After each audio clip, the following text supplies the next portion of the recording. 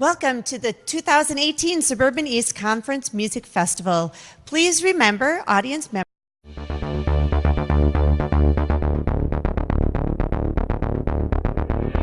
remind you to remain quiet and refrain from using electronic devices and flash photography during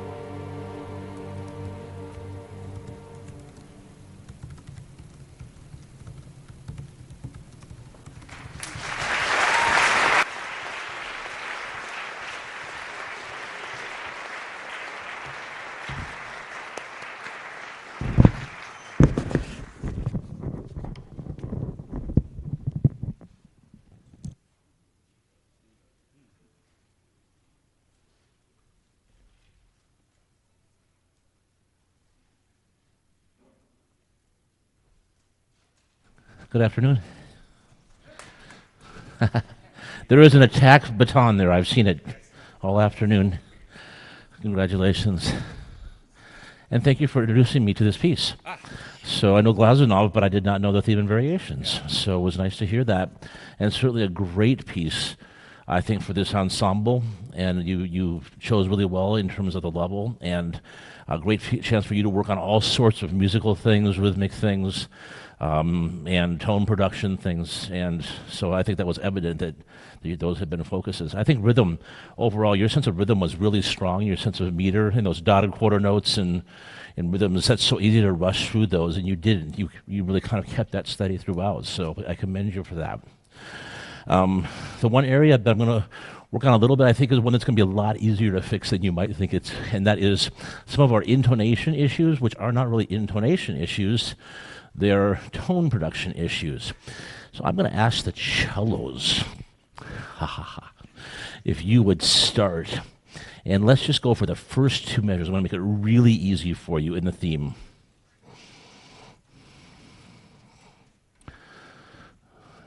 Okay? Just the first two measures. So you don't even go on. 1, 2, and.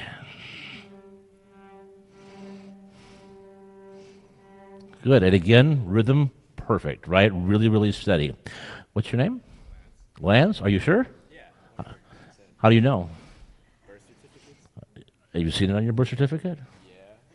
You seem like you're questioning that now. All right. Lance, what's your stand partner's name? Jack. You sure? Yeah. Have you seen his birth certificate? Not yet. Has he ever lied to you? Maybe, I don't know. Oh, interesting. Is your name Jack? You're sure? I'm sure. Okay. I'm so jealous of your blue hair. Really, just of your hair, period. It's a thing. Okay, Lance, would you please play your first note? Just sustain it, hold it. And Jack, whatever he does, you match it. Do you hear two instruments or one instrument, Jack? Good, I do too. Fix it so you hear, until you hear one, not you.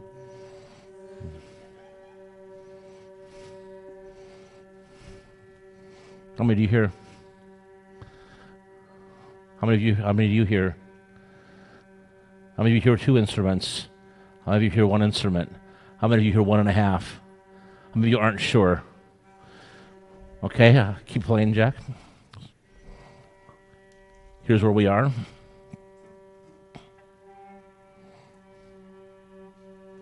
Here's where I want us to be.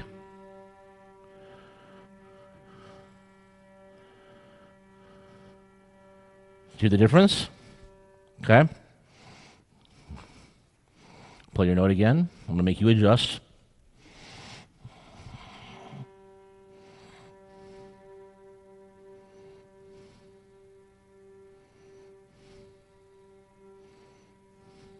Join in.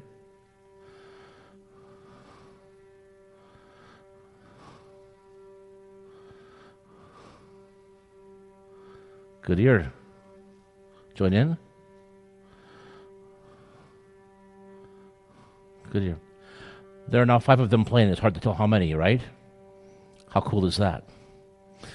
So that's one of the things that I would say you can do easily to fix it, but you're not quite paying attention to it enough, is to immediately fix that pitch and figure out where it's supposed to be. Because if there are 5 different ideas and you're playing the bass line, which you are for 2 measures, they're not sure what note to tune to. And you have to give them that note. And the two of you, more than anybody else, has to agree so that they know what's happening after that point. Okay? Now, one other thing I'm going to help you with here, it's just an idea. First of all, it's hard to come in on a note and know if it's in tune or not in tune, right? That's one of the greatest challenges we have. And so you practice it a lot so you can kind of get a sense of it. But when I'm playing, do the ring.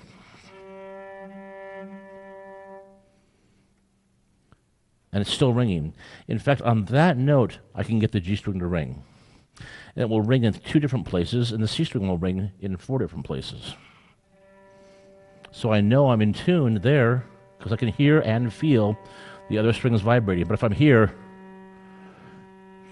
it's nothing, right? So go ahead, join me. Super. Join me. Join me. Join me. That's really amazing. Do you like that? Yeah. Okay. Let's play the first chord. Basses you don't play for a while, but I'm going to go ahead and ask you just to play the G on the D string. Can you play a G in position on the D string? That's the one. Do the same thing like the cellos just did. Match. Play your note. Good. Okay. So you'll be imaginary cellos for now, and let's add the other G to this. Who's the other G? It's you. Go. Together. I like how fast you're adjusting now. That's great. Go.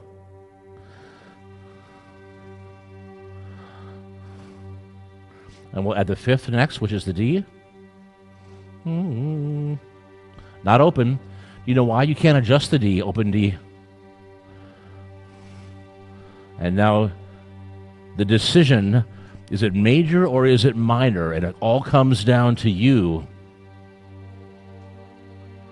It's minor.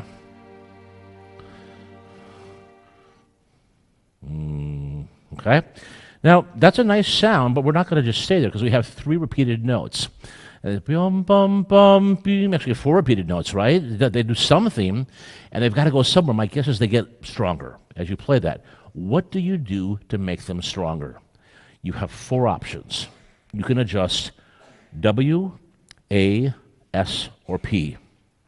W is the weight, A is the angle of the bow, S is the speed of the bow, and P is the placement of the bow. The first exercise I'm going to do with you is this one, where I start here, and we'll play our first note, and we're going to start here with light weight up over the fingerboard. I'm going to add weight. I'm going to move that bow closer to the bridge and add weight. And you're going to find a spot where that bow just sticks there. Right about there on this instrument, okay? If I try to go farther, it'll slide off and give me a soprano sound. Okay, let's try that. That note, you know that note, that G minor chord. Same note, and we're over the fingerboard. Go, play. Minor. Move towards the bridge. Add weight.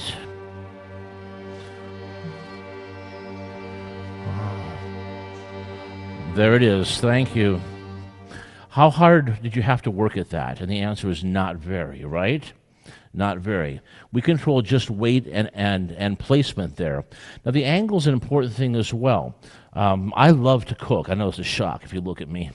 I love to cook. And I have a great set of cooking knives, and I'm the only one in my house who's allowed to use them because the other 3 people do not respect the cooking knives. They leave them in the sink water. They use them, they'll scooch the parsley off the cutting board with the blade of the knife, which dulls the edge, right? I hate that. Well, the bow is like a knife. The hair of the bow is like a knife. And what it does is it adds weight to the side of the hair, the stick does, and it cuts into the string. Now, if we have a flat hair, less of the string is vibrating than if I have skinnier hair. But if I have so skinny hair, there's not enough weight. So it's angling the bow slightly allows us to have the combination of thickness and edge on the hair. And not only that, it allows me to constantly be working with that sounding point. If I'm tilted away from the fingerboard with the stick, the bow will always wander away from the bridge. Do you see the difference? So if I'm here, that bow is always going to move towards the bridge, and that allows me to control the tone. And that's why your teachers yell at you to have a curved thumb and to have curved fingers and a pinky that's perched on top. All right? So basses and cellos, the stick is over the hair this way. That allows us to move down. And violins and violas, the stick is tilted slightly away from us. The principle for everybody is the same. It's tilted slightly towards the fingerboard. Let's try that right now on that same note. Okay, so you're going to tilt the stick the other way. Yeah, there you go. But we don't want to make the wrist bend goofy. We just, there you go. Okay, and tuck your pinky in, all the way in. Okay, are we over the fingerboard? Tilt your stick this way. Yeah, and your thumb is poking through. Can you put it right between the skin and the nail? You got it.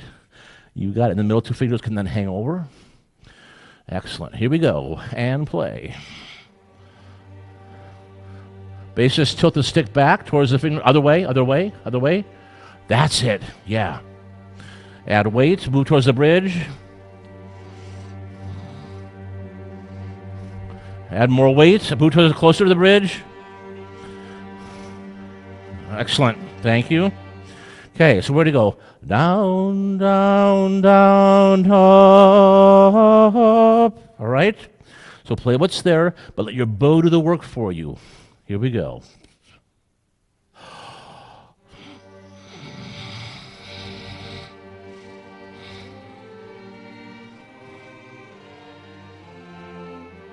Thank you. Okay. Now, did you feel in the second measure that you kind of ran out of bow? You went yum, bum, bum, That's bow speed. It's like our air. Bum, bum, bum, ba, ba, bum. Keep that bow moving, otherwise you will run out of air. You'll run out of steam. Ready?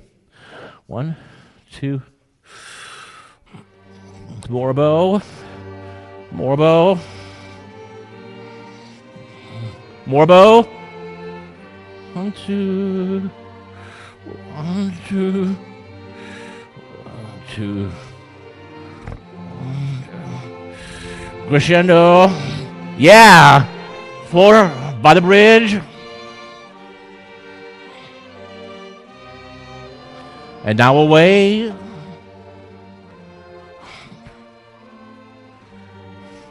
Faster bow, but away from the bridge.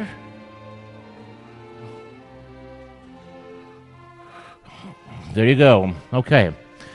So that's all bow arm, right? That's all bow arm. And that's why I said you sounded a little out of tune, but really it was a little out of tone.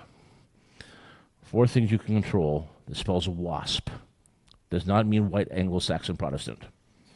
It is, W is what? A, the angle of the bow. S, P, placement. If your tone isn't what you want it to be, figure out one of those 4 things that you can adjust. And you can do that without your teacher. If you're in trouble with the bow falling out of your hand, that maybe your thumb isn't placed correctly, and ask your teacher, the bow is spinning on me. What can I do differently to keep that bow from spinning? So when we talk about bow hand with you, it's so that you can control the wasp variables, the weight, angle, speed, and placement variables. You've got good ears. You showed that really quickly, that you can hear and adjust. Now it's just a matter of being able to control that tone production even more, which you are also clearly capable of doing. So let me encourage you, work at that. Work at that, because the sound you made just doubled in size right here, and it was the same number of players. And it was really beautiful and really lovely. Glazunov, on byl by очень rad. He would have been really happy. Okay? Thank you very much.